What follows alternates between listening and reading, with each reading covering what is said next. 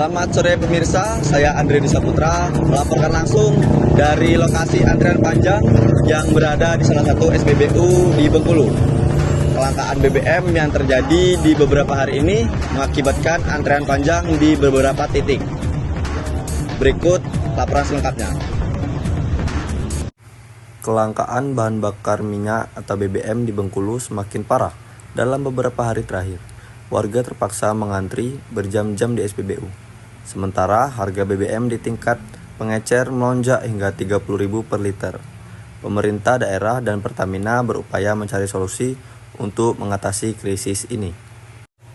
Kelangkaan BBM di Bengkulu terjadi akibat gangguan distribusi yang disebabkan oleh pendangkalan pelabuhan Pulau Bai, sehingga kapal tanker pengangkut BBM tidak bisa bersandar. Akibatnya, pasokan BBM ke SPBU di Bengkulu mengalami keterlambatan, menyebabkan antrian panjang dan lonjakan harga di tingkat pengecer.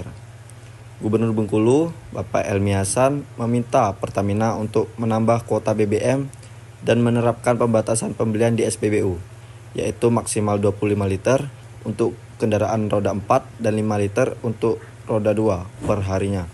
Selain itu, pemerintah daerah Bengkulu mengusulkan pengaturan ulang jam operasional SPBU untuk mengurangi kepadatan antrian.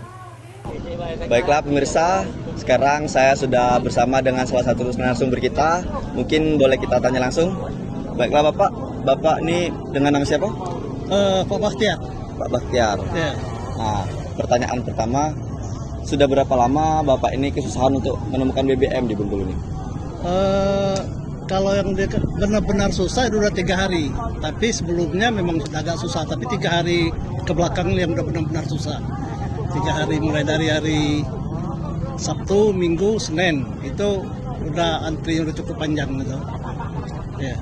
Untuk harga BBM ini ada kenaikan atau tidak, Pak? Kalau di SPBU tidak ada kenaikan. Tapi kalau di eceran itu bisa mencapai 25.000 sampai 30.000 per liter. Ya.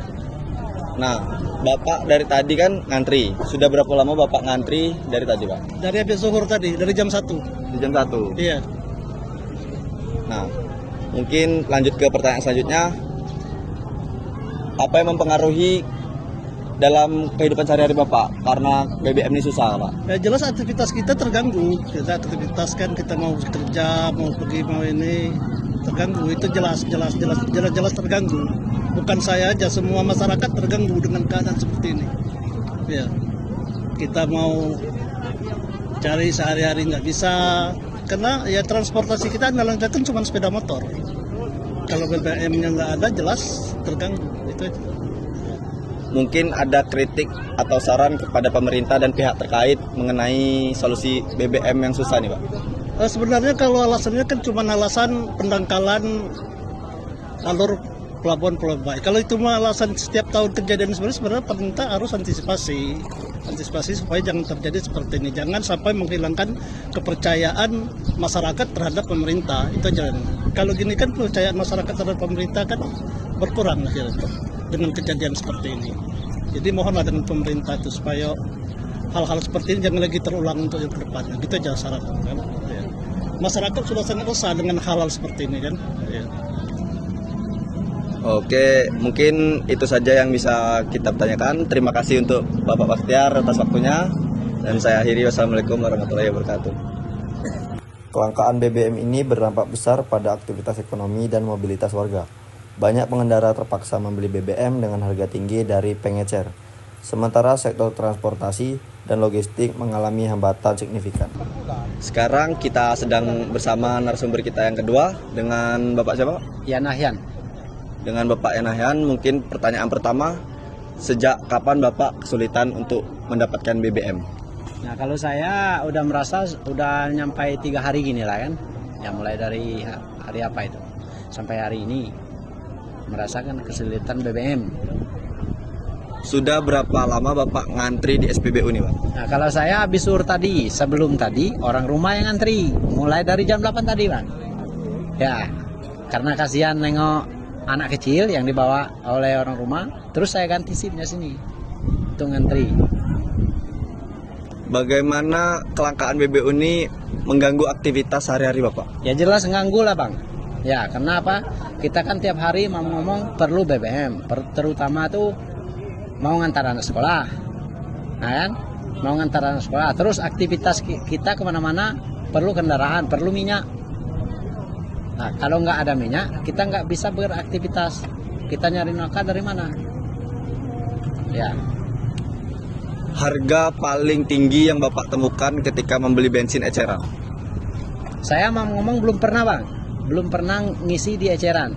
Selama ini kan sebelum minyak di pom langka, kita ngisi di pom terus. Nah kini kita mau juga ngisi di luar di eceran, barangnya juga nggak ada, info-infonya cuma mahal harganya aja yang ada, barangnya nggak ada. Seperti di Petashop, Pertalite kan, di eceran tuh cuma mahal harganya ada, infonya, barangnya nggak ada. Mungkin saya minta saran dan kritik terhadap pemerintah dan pihak yang berwenang, Pak. Nah kalau untuk saran sama pemerintah, kita rakyat sebagai rakyat kecil ini nggak bisa ngomong apa-apa Pak. Itu terserah pemerintah. Kalau pemerintah jelas kasihan sama rakyatnya seperti ini, dia harus bertindak.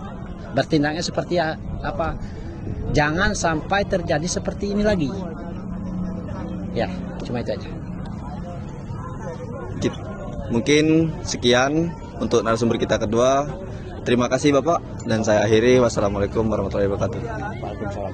Pemerintah daerah dan Pertamina terus berkoordinasi untuk mencari solusi jangka panjang, termasuk pengerukan pelabuhan Pulau Bay agar kapal tanker dapat kembali bersandar dan memastikan pasokan BBM ke Bengkulu kembali normal. Demikian laporan saya dari antrean BBM di Bengkulu.